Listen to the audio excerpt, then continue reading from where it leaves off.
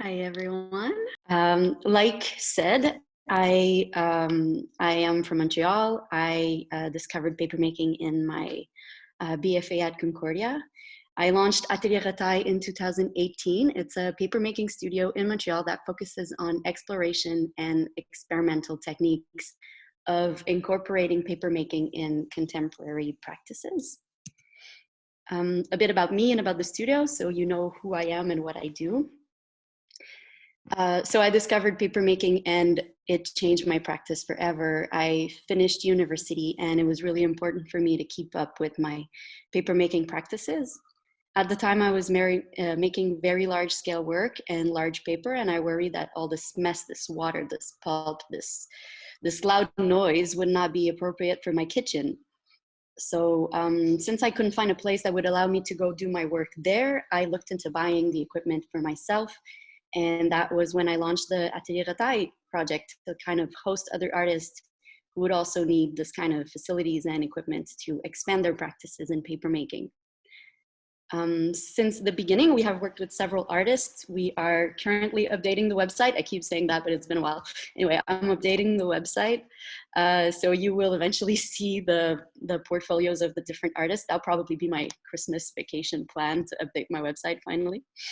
But they were using the studio space in various practices to develop a new side of their work.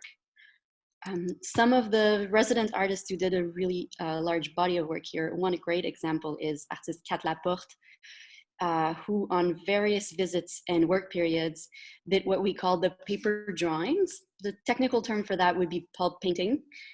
And she draws with the paper pulp onto a fresh sheet of paper, and then the paper is pressed with the drawing already in it.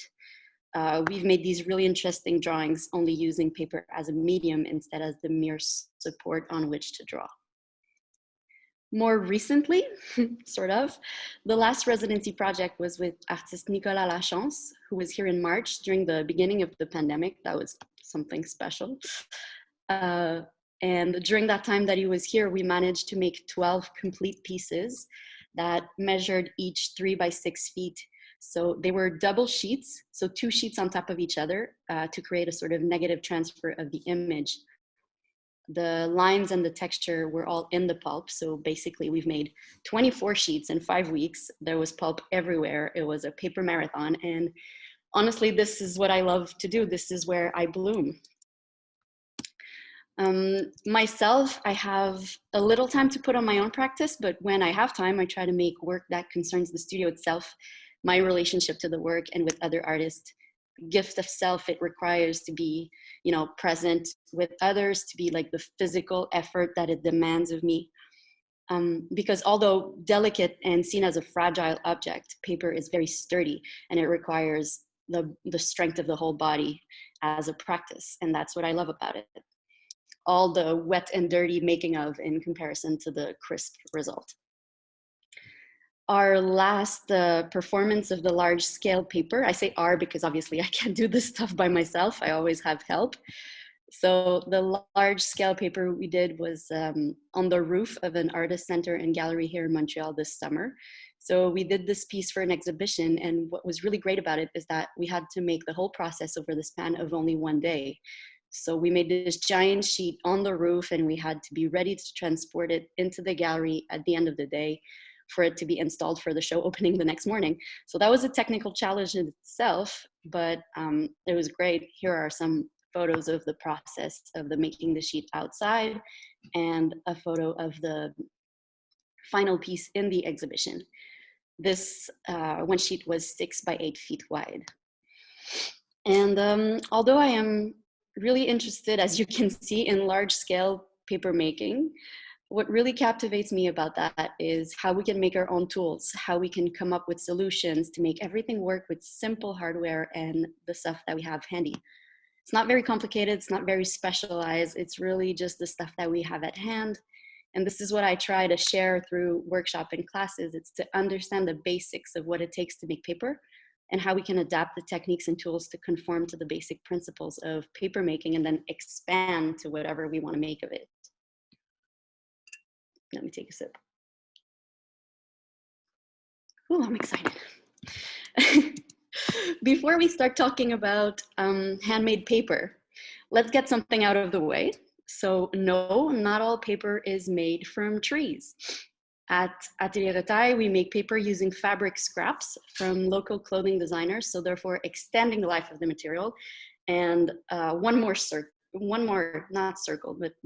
cycle, and reducing waste for the brands who donate us their offcuts. Although one quick note on wood paper, industrial paper is in fact made from cellulose, chemically extracted from wood pulp and then binded and pressed back together into a sheet as we know it.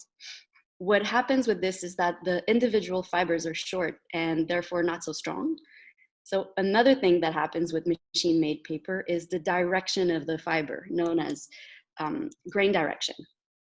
And you know, like you try to tear a piece of newsprint, in one direction you'll have long parallel strips, and in the other direction you'll get random chunks. That is because, like on the previous slide, that is because the machine that forms the sheet is a vibrating roll of mesh that goes into the vat of water and pulp and comes out in a linear motion, which gives the direction of the grain. It makes it easier to tear along that direction. And the opposite is true for handmade paper, and that is why I tell you this. So with random, how did I put, oh, I put that twice in there. The grain direction I was saying. So the opposite is true for handmade paper because the fibers are randomly arranged on the mesh or on the screen, and that is one of the reasons why the paper is so strong and so much harder to tear. One other reason, and this is my favorite thing about paper, is because of the fiber itself. For what I will explain to you, I will stop sharing the screen so you can have me full screen because I need to demonstrate this with my body. It's like the only way I can do this. So fibers go into the machine like this, you know, they are the fabric scrap that we use, and they go into the process. And as they go, I do this because it's like a rolling motion. It goes through like a machine. And every time it goes through the roll that is like a grinder, every time it goes through the, hi, everyone, should I wait? To speaker view. We're here, good. Yes, so every time the fiber goes through the roll, it like expands a little, you know, it grinds and it opens up. And what's really amazing, like I was here and now I'm here. What's really amazing is that the fiber will like expand its fiber arms and become wider, become floating in water, and have all this like happy fiber life. And what it creates is that it creates long arms for the fiber, for it to grab onto the other fiber pieces or particles. And also it creates like space for water to inflate the particles. So it's like all big and wobbly and fun. And it's like floating around in the vat. And what we do when we pull a sheet, so we grab it with a screen, and what that motion does, it's like it grabs the fibers and it locks them together, and then it intertwines them all like in a puzzle way. And then we pull it together, and then the water drain, and then it stays.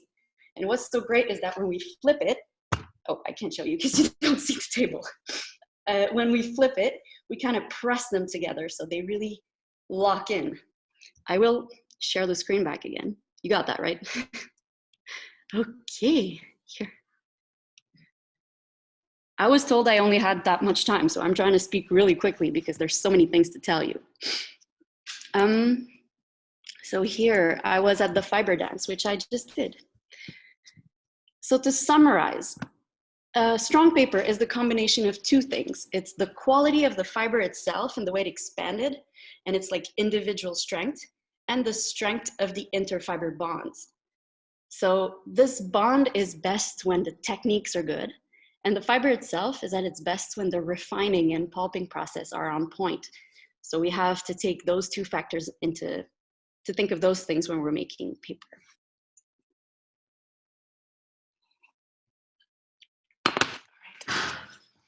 I personally see a great metaphor for collectivity and relationships, because I feel like we can each be perceived as the individual fiber, like I just did, in a group or a collective environment.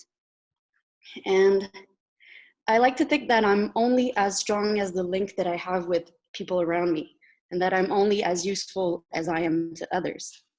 And I feel like it is really interesting to notice that. And like a sheet of paper, it's the great relationships at any level is always best when the individuals are open and ready to receive and connect. So when the link between them is strong. Therefore, I love to see papermaking as two things. One, it's the transforming and refining of the material for like the better versions of themselves. And two, it's the making connection. So the connection between individual particles. That's one of the life lessons papermaking has taught me. Some of the other lessons are to be patient and respectful, and to accept that the magical results are always kind of what they want and it just happens. To accept that imperfections are okay and beautiful. To not rush creation and not rush your talk. Maybe I should calm down. To not rush creation, to take every challenge like an opportunity to find solution and learn to take things step by step and to play and pay attention to detail. It is very important. So back to reality here. How do we make paper? Because I'm only talking about metaphorical bond and love between people, but paper making. It breaks down for me to like 4 steps. There's all details that goes into making of paper, but those 4 principal steps are first the pulping and refining of the material. So the grinding that I talked about in the machine, making the pulp. Then forming the pulp into a shape. So pulling the sheet, making this link between the individual fibers, pressing the water out. So the first time we press the sheet is when we lay it down and press with the mold to push the water out of it. And then we use here an hydraulic press to slowly press down the stack of sheets, and then it really like pushes the water out, exits all the water, and yeah, so exits all the remaining water, and then drying of the paper. What is really interesting about drying is that it's the last step. Like, you know, you think you have done everything, you've made the paper, then you leave it to dry, but it is mainly like, it's where everything can go wrong. For example, a sheet that air dries will have the liberty to shrink onto itself. And as long as like all the long fiber arms will like retract on themselves and like pull back on each other. So the sheet will shrink and look like a tortilla chip if you let it air dry. But so what we do here is that we sort of club sandwich our sheets between boards and blotters to absorb the water while keeping it like under restraints to keep it flat so it doesn't move or it doesn't shrink. I'm sure you can tell, I'm not a patient person, but paper making takes a lot of patience and control. That is probably why I like it so much, because I love challenges. So I want to wrap this presentation by telling you about our confinement project. We put that in place this year to keep ourselves busy because there was nothing to keep us busy. We have all this extra time. I work with Maya here in the studio since last June. And since we couldn't host workshops or have artists over, and we were really bored of making plain like white sheets all to sell online, but do the same thing over and over again, week after week, we came up with this subscription envelope project. It was called Atelier Retailles. I'm sorry for the dog. The train is coming here.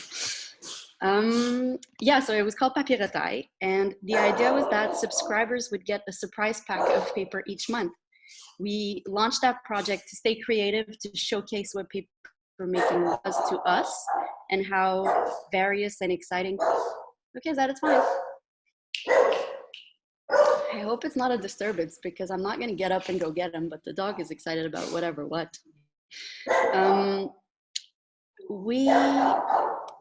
Okay, so it started as a monthly envelope, but after the second month, the second edition, it became like surprisingly popular. That's a good thing. And many people who had subscribed like to our project and collaborated in the sense to to our subscription project. So we ended up realizing pretty quickly that 2 or 3 weeks was not really enough to make all the paper. So we made it bi-monthly. So the envelopes to allow to prep all the paper each time. These large editions of a magazine or a periodics or even like an unbound books, we curated a selection of sheets to express a chosen theme. So through like 9 or 10 sheets of paper, each showing a fun aspects with like texture, inclusions, form, fun pulp as a material. Like we made paper with coffee filters and stuff like that. The editions of each envelope as like a swatch. Do we see it? Yeah, you see it on that picture. There's like a swatch strip that would identify what sheet is, and because people received it as like a surprise. The first editions, I'll say that in French because they were named in French. La première édition, c'était l'édition léger, ensuite jeu, accident et teinte. Some of them are still available on the web shop for like the remaining leftover envelopes. And our capsule edition, that is like the end of 2020, that was like the edition where we picked up our own scraps and then re-blended everything, literally picking up what was on the floor and making new pulp and new paper with it to like clean up, get ready, get out of the way. I'm finishing with this. We used that for this project to remain creative and to keep grounded and busy by making in this unstable time. But it was absolutely amazing that it underlined the precious bond we have with our community, to connect with the paper nerds, the paper lover, and the people who really dig handmade paper. It really created this community, and with our subscriber, it made me stronger to like keep making for other people, even though they were not here with us as we were making the paper. They were like the strength behind this project. At many times during the year, I wonder how I was going to keep up the work that we do at Atelier Retailles, because we couldn't give workshops, connect with artists, or collaborate. So this project was really about that. And I feel that even though people were not participating in the creation of the paper, they were the fuel behind every production. We thought of how they would react, and we were planning tricks and things that include like to spark excitement and a sense of wonder towards paper. In the first envelope, we included an 18 by 24 sheets that we folded in 4 to fit in the pack. We thought that was hilarious and felt that it made like obvious to the artists receiving it that we had made the first move and that it was their turn to collaborate on the paper artwork. Every time that I see on Instagram people receiving their envelope and unboxing it with like marvel and touching the paper with love and care, it's like really amazing to us. And even better when we see that the paper is used and they work with it, drawing, printing, binding, collaging all around it. I feel like this connection is strong because between us, and that is what I wanted to underline in this talk today. I'll just say it one last time. The fiber is as strong as the work it's willing to do, and the sheet is only as strong as the interfiber bonds. So the quality of those bonds relies on a creative approach to the act of making with care. And this is what we do. Thank you very much.